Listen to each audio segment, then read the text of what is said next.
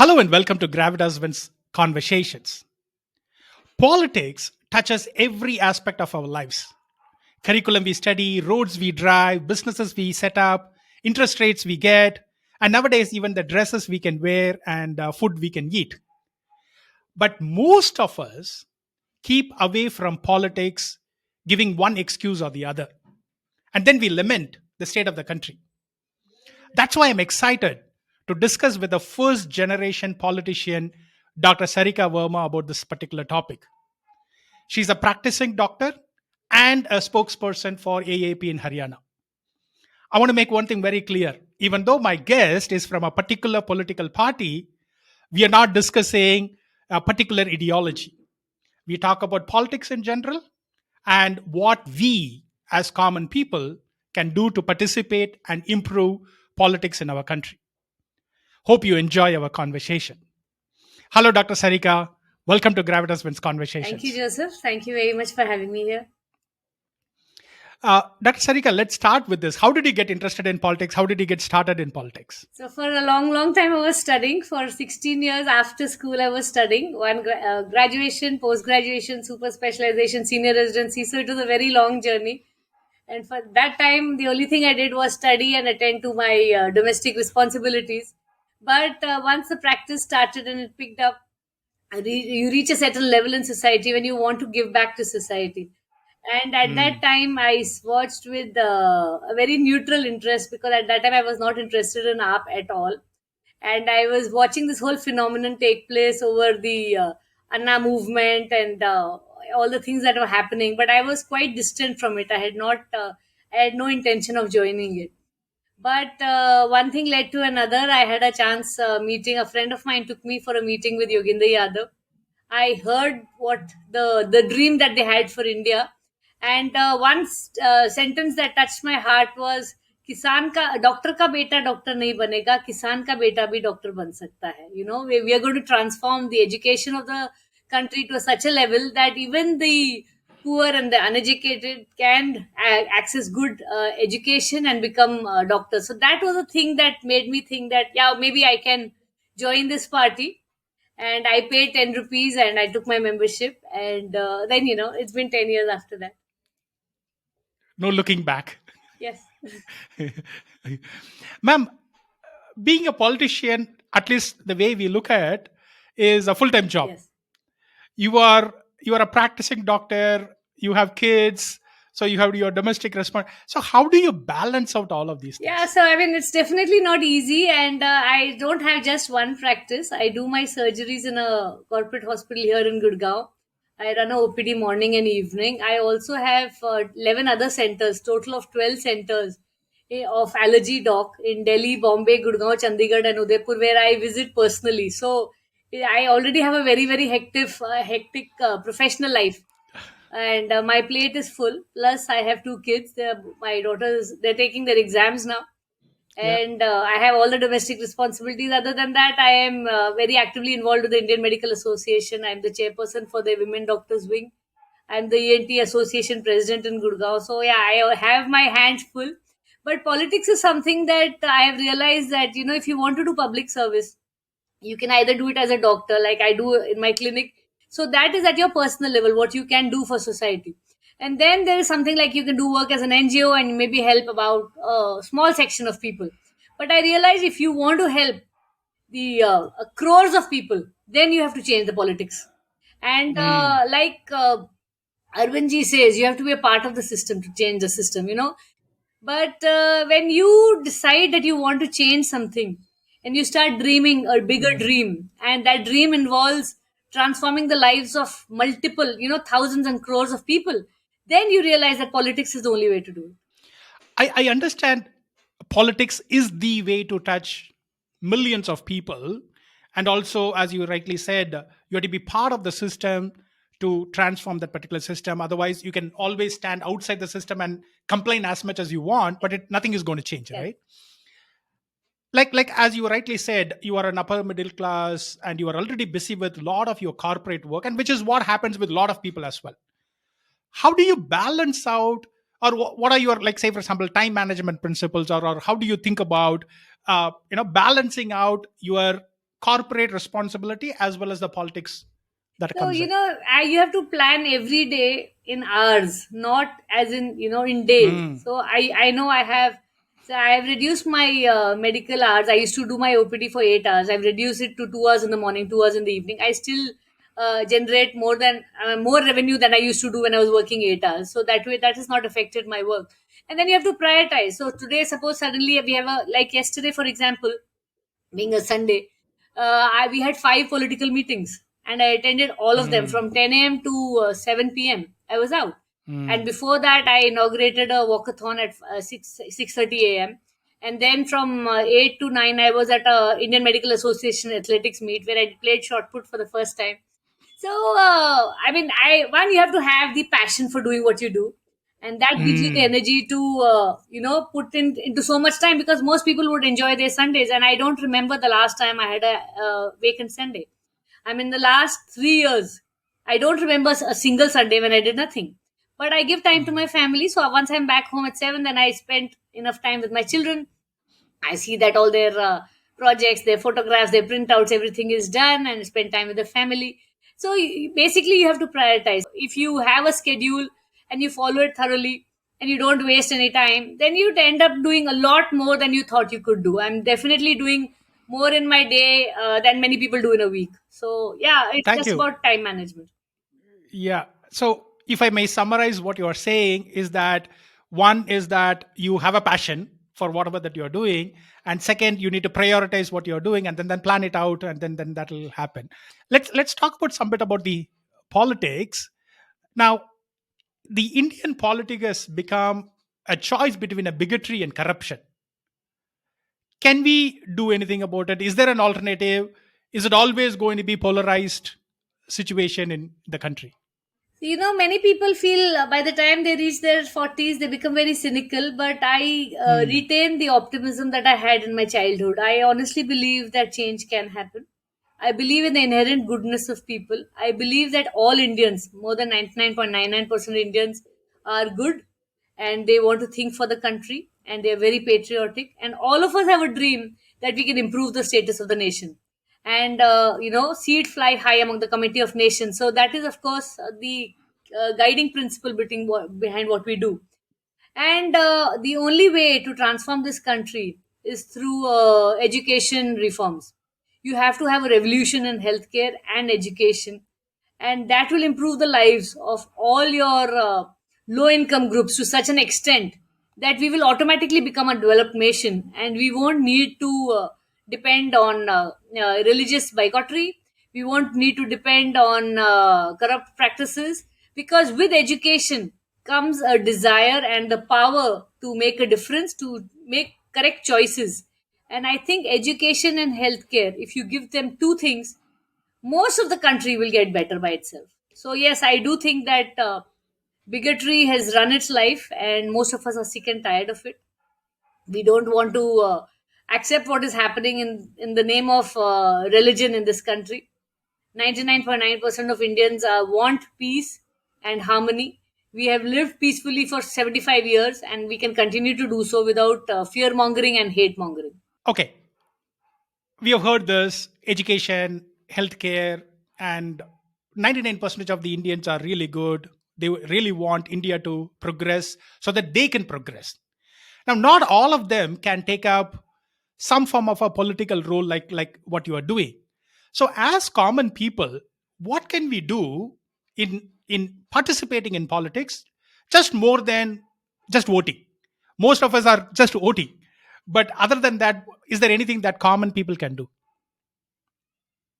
Yes, as common people, I think first and foremost, you have to stop worrying about being political. Politics affects every aspect of your life: where your taxes are spent, how your money goes, how your city is governed. It affects your daily life.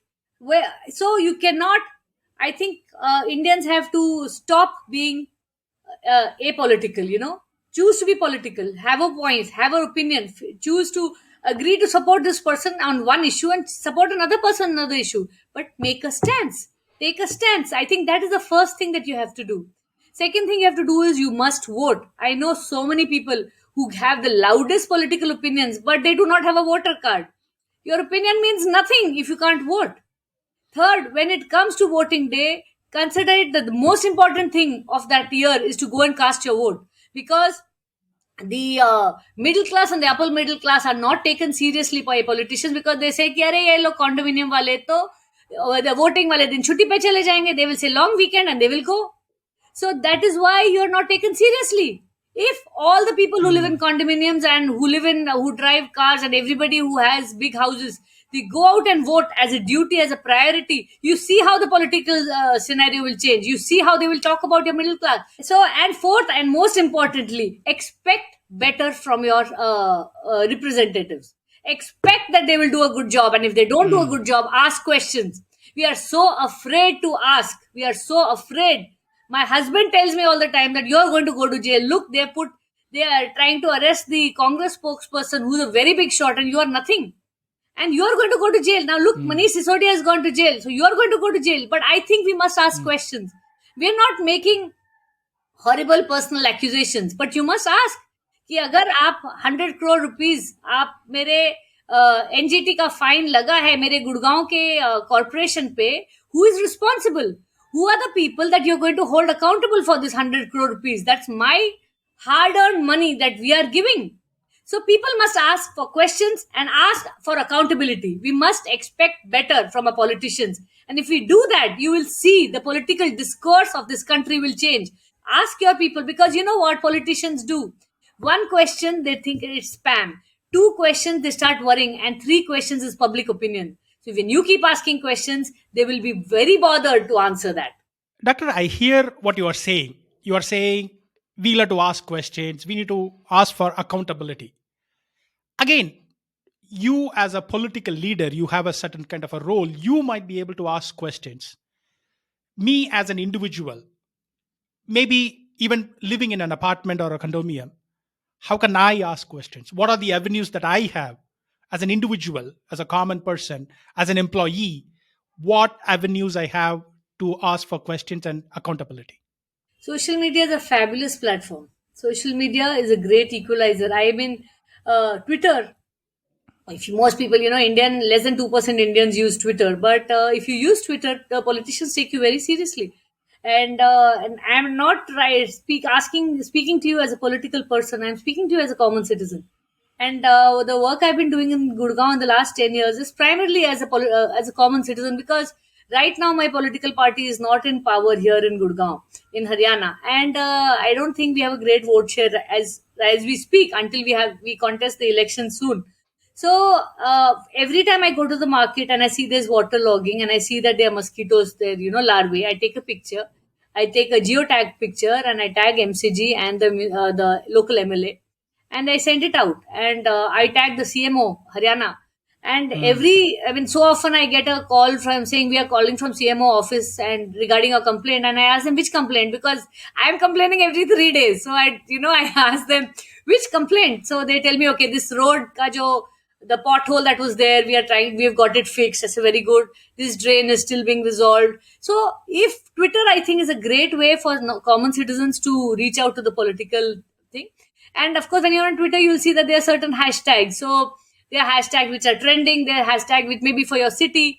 For example, we were a normal citizens, a group of people from varied professions who got together, and we started a movement called Aravali Bachao, because the Punjab Land Preservation Act was being altered by the Haryana government in 2019. And we were just a ragtag bunch of 20-30 professionals. We got together. We were so annoyed that the Aravalis, the existing Aravalis, just 68,000 acres of land that is left is also going to be taken up by commercial. It will be opened up for commercial interest. That we got together, we made placards, we made a small logo, we started standing around metro stations to gain awareness. And the media took us seriously. Hindustan Times and Times of India covered it very prominently. And would you believe the Supreme Court took moto cognizance of our protest, and they put a stay on the Haryana government from passing the PLPA amendment. And that was in 2019 March. And till date, the Haryana government is petitioning the Supreme Court to please remove the stay, and they've not been able to do it. We did not have money. We did not have political clout. We had nothing. We were just a bunch of concerned citizens who were bothered about it. Can politics and ethics go together? Definitely, politics and ethics can go together, but it really means how you have to choose where you're getting your funds. So, Hmm. you decide that you take your funds from maybe crores of rupees from a single person, right? Then, of course, you're accountable to that Hmm. person. Then you have to give him billions of dollars worth trade to pay back for the crores that he has spent. But the other way to do it is to do crowdfunding, and you take, say, 1,000 rupees from 50 lakh people. You'll end up getting a few Hmm. crores. It'll be definitely less than maybe 100,000 crores, but you'll get 50 crores, and you can fight a good fight. You can fight a good, clean election. And all you need to do is you're answerable to the people who gave you 1,000 rupees. And when they see that हमने जो 1,000 रुपए दिया, that is getting something good.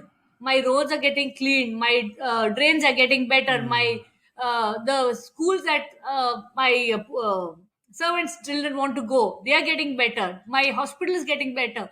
The neighborhood slum has a mohalla clinic. You'll feel it's worth it. And the next time around, instead of 1,000 rupees, you'll pay 5,000 rupees. Ki yaar, this party is doing a good work. They're Hmm. doing a clean work.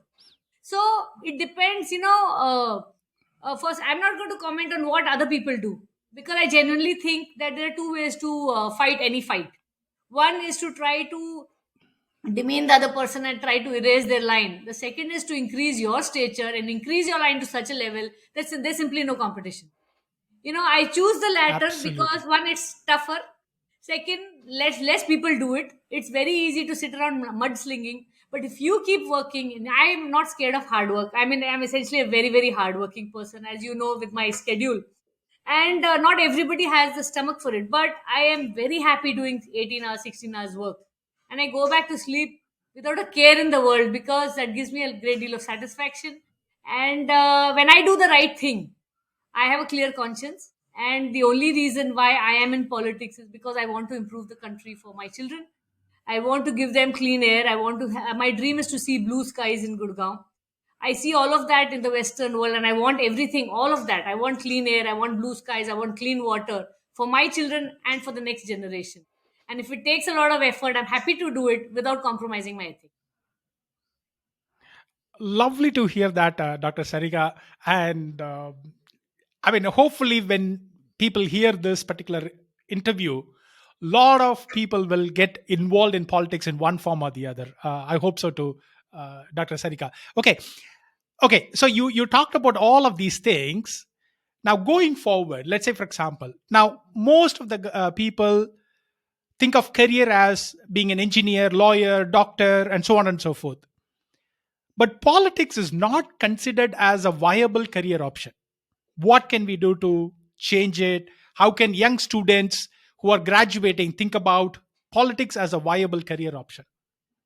So, when you talk of career, one, you should have a reasonable sense of expectations. So, for example, when you do your Hmm. engineering, okay, you will have a decent amount of living for the rest of your life. When you become a doctor, you know that it's a very long journey, but after a certain time, you will reach a certain level of prosperity in your life. And that's what all parents want for their children.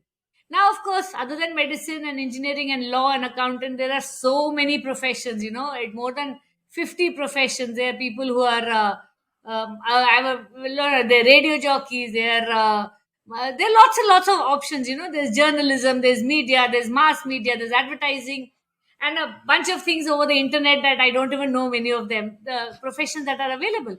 But when you think of politics, the only thing you think is that I am going to have a Fortuner or an Endeavor, and I'll have 10 gadis in front and 10 gadis in the back. That cannot be your dream. If you want to be in politics, I always believe that if you can have a profession which pays for your living, then it will be very good. Because if you do not have a source of income to run your house and run your family, then you will always be dependent on other people, and you'll be willing to compromise a lot of your ethics, because then you're dependent. If you have your own source of income, any profession, whether it is a business that can run without you, a business, a work that you can do offline, a work that you can, like, for example, I manage my OPD, and I still spend 4 hours a day on Aam Aadmi Party work.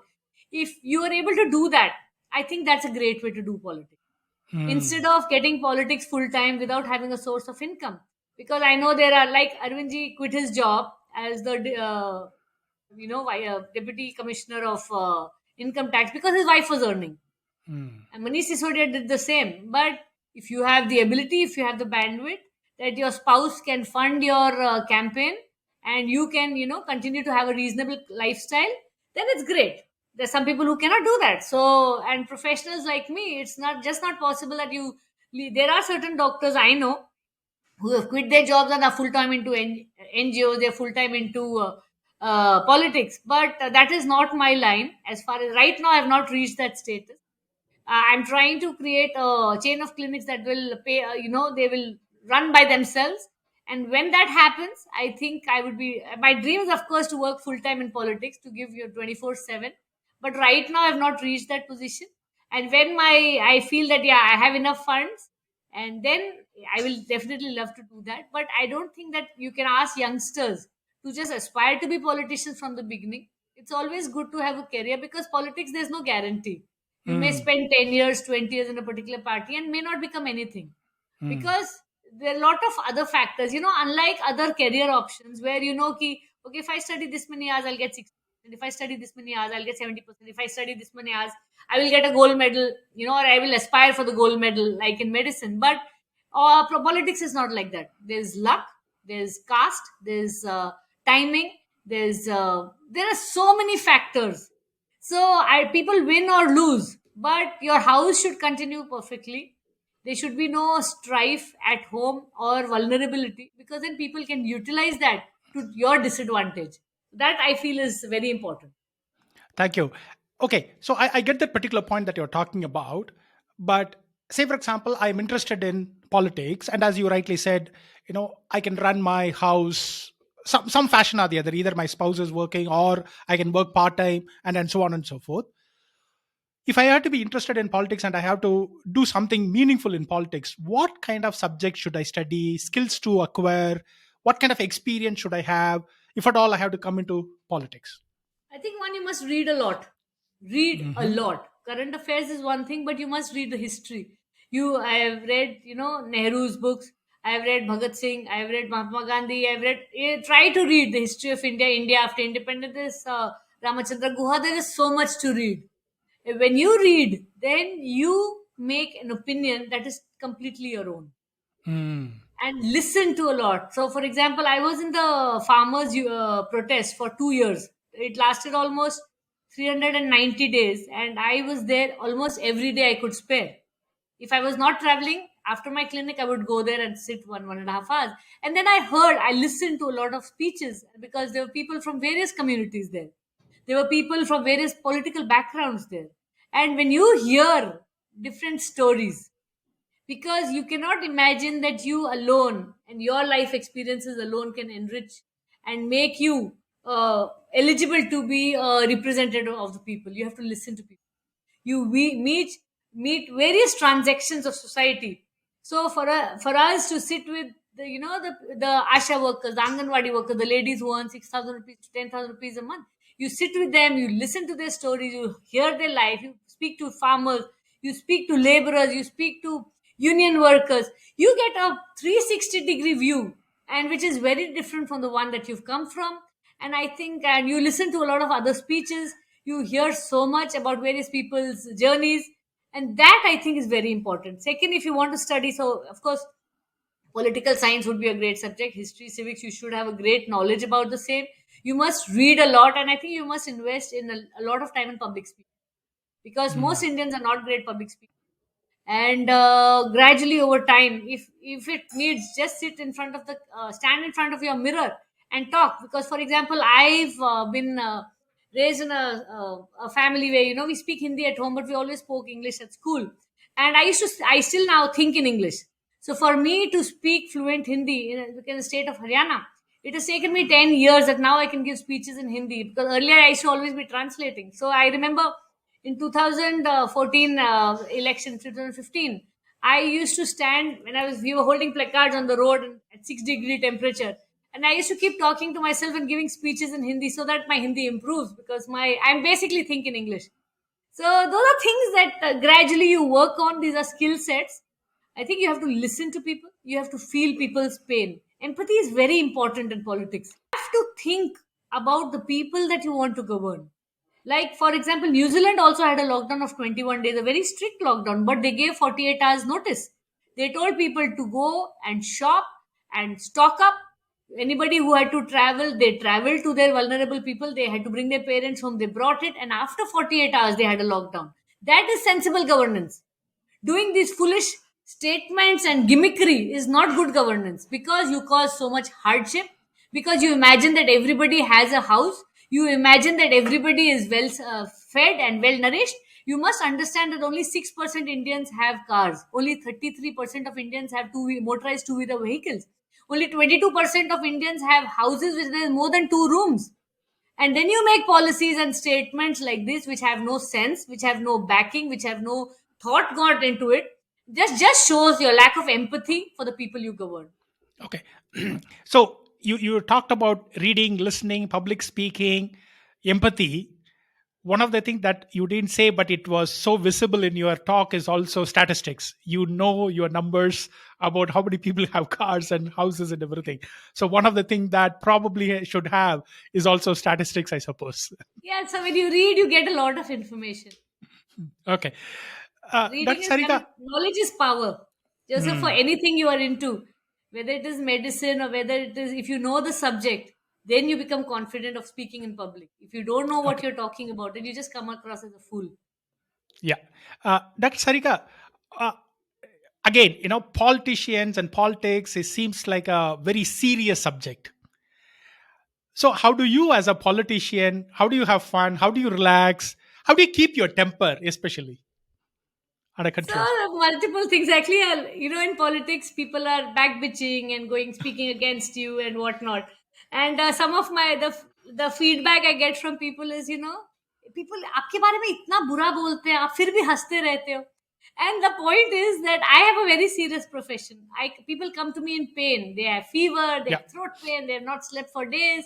They are miserable, and their child has suffered and they have not been able to sleep all night. Most people come to me in pain. My profession is very serious, so I have to treat them and make them feel better. I come to political meetings to have fun. This is my release, because this is my passion. I'm like here because I enjoy what I'm doing. If I take Mm, them seriously and I let them affect my mood, then it's a nuisance. You cannot do anything that makes you unhappy. At the end of the day, happiness is key. If the day I stop getting happiness and joy from politics, I will quit, because mm, I only have one life and I am going to live it joyfully and meaningfully and try to make a difference and help society as much as I can. But first and foremost, my duty remains to keep myself happy and healthy. If I am not doing that, I'm not going to be able to look after anybody else. I have a very good fitness regime. I spend a lot of time with my children, which gives me great joy. And I think they are the ones that give me, they keep me human. I play badminton 6 days a week, morning about 1 hour, 15 minutes. And I sleep on time. I try to read a lot. I speak with my parents every day. I try to speak with my siblings at least thrice a week. So these are things that are very important to me. They keep me mm, sane, they keep me happy. And when I'm happy, when I'm spiritually, emotionally, and physically happy, wherever I go, I will spread that positive energy. People feel that sense, and they get. Yesterday, I was giving a speech, and someone told me, when we listen to you, you give people hope. You don't, mm, run people's hope down, say kuch nahi ho sakta, kuch nahi ho mm, sakta. And you're like, when we listen to you, we feel happy. And I mm. think that is the bottom line. Fantastic. I can empathize with that particular person. I can see that you are very passionate and you have practiced your public speaking skill very well. Dr. Sarika, I am a technologist, so I'm always interested in how technology is affecting different aspects of your life. So in that aspect, how is technology shaping politics? Is technology shaping politics, or politics is shaping technology? What's your opinion on that? Yeah, no, definitely. There's a huge role of social media and technology in politics now. And now, I mean, a friend of mine does AI, and he's Hmm. trying to get me onto that one of the platforms, so that you can have you sit in on someone's chair and speak to them. These are expensive things, so when I have the funding, I'll definitely do it. But social media per se, as you know, Facebook has got into controversy for having influencing a lot of elections. Especially the right wingers have used it to their advantage. And like I said, Twitter, for example, has become a platform for normal citizens to reach out to the government, and people take them seriously. So technology makes a big difference, but there are two parts to it. One is what you do on the ground, Uh-huh. and in politics it's very important. There are people who just talk on Facebook and social media, and then there are certain WhatsApp warriors, in WhatsApp groups. There are people who are just giving their opinion, but when there's a meeting on the ground, they don't come. So for me, I don't consider them people at all, as politicians at all, unless you're on the ground among the Mm, people. Then politics doesn't work like that. You can mm, reach out to your friends, you can reach out to your supporters through your social media or your WhatsApp status and whatnot. That is fine. But when it comes down to it, when you have to do a protest and you need 2,000 people on the ground, you have to lead from the front. And mm, that is very important. So there is, of course, a balance, but technology is important. It helps in communication for sure. And certain sections of society where, for example, I can reach out to people in a colony and go and do door to door, but there are condominiums where I cannot reach out to them. But if they reach out, you reach out to them through media and social media. So media is your newsprint and your interviews, etc., and then social media is through your phones. And most of us spend at least 3 to 4 hours on social media, right, in some yeah. form of the other. So that's the only way to reach out to people, and you have to use everything in your armamentarium to reach out to people, the maximum number of people, so that people know at least that you exist, and that Mm. there is an opinion, there's an alternative to corruption and bigotry. Thank you. Uh, Dr. Sarika, thank you for taking the time. Uh, I ask three questions as a kind of a rapid fire to all my guests. And uh, from whatever you are, I believe you will give me a very interesting answer as well. What is the kindest thing anyone has done for you? Kindest thing anyone has done to me is, does it have to be a rapid? You got to go back and think. Please give me your answer. Whatever, take your time. I think the kindest thing people have done to me is given their time. Hmm. I have been through many ups and downs in life, and my family has stuck to me and been through a lot of my depressions and handheld me through my various phases. And I think that is something that's very kind. And I'm very grateful to that, because whatever I am, because of what my core family has been with me, and that's helped me become a better person. Thank you. What's the definition of living a good life? Living a good life is finding purpose, finding joy, and living in today. Hmm. Thank you. This Gravitas Wins is about leadership and leadership quality and acquiring leadership attributes. So, in that particular sense, in your opinion, what is leadership and who has exhibited it in life? My life. In your life, yes. Okay, so leadership is not saying aise karo, waise karo. Leadership is saying, let's do this. I think Hmm. that is very important. My father has always been that kind of a person, because as in his various roles that he's practiced, he's always led his team from the front. And that, I Hmm. think, for me is true leadership, is when you listen to everybody around and you become a certain person that everyone wants to emulate you. They believe that you're doing the right thing, but you don't make them anyone do what you will not do yourself. So unless if there any project that comes up for my team, first thing I do is I go and do it on the road and see how difficult it is. Then I go back and tell them, okay, this is it, this is the advantage, this is the disadvantage, now I want all of us to do it together. So that is leadership for me, and that's very important. Thank you. Thank you. Very well said, Dr. Sarika. Dr. Sarika, you mentioned when I asked the question, what was the kindest thing that anybody has done for you? You said, time. And I believe that. One of the other guests said, it is the generosity. So, amidst all your busy schedule, you've given me time. And thank you so much for your time and sharing your thoughts, Dr. Sarika. And I wish you really well for your political career as well as your doctor career. I hope you enjoyed our conversation. Can I request you to share the key takeaways from our conversation? And if you like the conversation, please share the podcast with others. Have a life of wins.